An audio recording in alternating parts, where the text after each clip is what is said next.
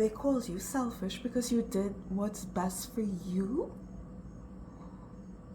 Good. Being selfish does not necessarily mean that you're being evil. We need to break the myth. Selfish doesn't mean cruel. It means that you're setting boundaries and that you now have your priorities straight. Society has a way of making it seem like in order to be good, in order to be a good partner, in order to be a good friend, in order to be a good daughter, you need to constantly be giving and giving and giving and giving. And the minute that you stop, the minute that you realize that you just don't have any more to give, most of the time you look at the persons that you gave so much to and would expect them to be more understanding, would expect them to say, well, you have given to me all of this time, so I guess you can rest now, I guess you can take a break.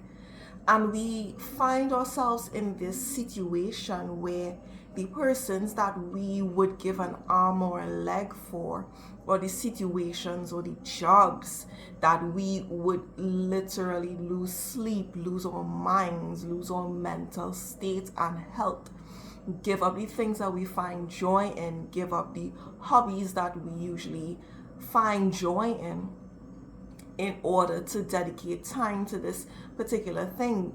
We usually find that the type of dedication that we give, we don't usually receive it in return. These things are not reciprocated. And it is unfair for you to be doing stuff for people, for your job, for whoever it may be, in hopes of receiving a reciprocation. Your priority should always be you first. Whether or not you get reciprocation from another person, place, or thing, that should not be the determining factor of you being able to give.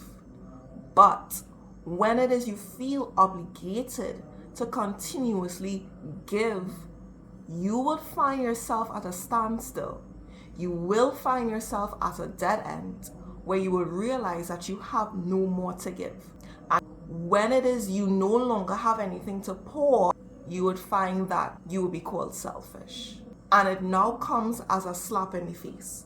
Because instead of you being called selfish because you really are, you're being called selfish because you just have no more to give. If the situation was turned around and you were caring for yourself and you were prioritizing your likes and the things you find peace in and the things you find joy in, when it is someone calls you selfish, that will roll right off of your shoulders. Okay, maybe I am, but this is what I need. But when you're constantly giving and someone calls you selfish, it is probably the final straw that could have broken the camel's back, and you find that it's easy for you to snap just like this. Why? Because you haven't been caring for your own self. You are not good to anyone once you are empty. What do they usually tell you anytime you board a plane? If an emergency occurs and they drop down all of the oxygen masks, they usually tell parents, put the mask on yourself first, then tend to your kids or the elderly or the disabled, whoever you may see may need help. But put the mask on yourself first. It does not make sense you putting yourself at constant risk to try to be the hero of this situation. Being the hero means making sure you are strong enough, making sure you are powerful enough, making sure you have the grit and the will and the energy to be able to put forth the level of work that this situation is going to need. It does not make sense that you're broke, you're homeless, whatever the case may be, you have no groceries or whatever, but yet every time you get $1, you get a piece of bread, you get Instead of feeding yourself, you give it away to someone. Instead of buying something for yourself, you might need to shower. You should buy soap. You have your last dollar that you know you should probably use to buy soap to shower. You give that dollar away because, oh, I don't want to be selfish. That is ludicrous. You are putting yourself at risk for the sake of not being selfish. But you're doing more harm than good, because now you've given away your piece of bread, but now you're hungry. You've given away your last dollar that you were going to use to buy soap to shower, but now you show up to your job smelling rancid. How does that work? Self-prioritization is sometimes a necessity. Self-preservation is a necessity. You are of no help to anyone else if you have not done the work and poured into yourself first. When you take care of yourself first, you show up stronger. You show up softer. You find that you're more grounded in your relationships. You find that you're more focused in your job. You find that you have more energy to spend with your friends and with your kids, if you have kids. Putting yourself first and pouring into yourself is supposed to be your priority. You cannot pour from an empty cup, and you should not try. Being selfish is step one of becoming her. In any coming of age movie that you see, the glow up of that main character, take into consideration Princess Diaries, take into consideration Legally Blonde. I'm listing all these type of movies because this is what I'm into, if you can't tell. The glow up usually starts when these characters start seeing themselves as the main character. They stop seeing themselves as a side character to someone else's story. We, looking at the show, know that we came here to see this character.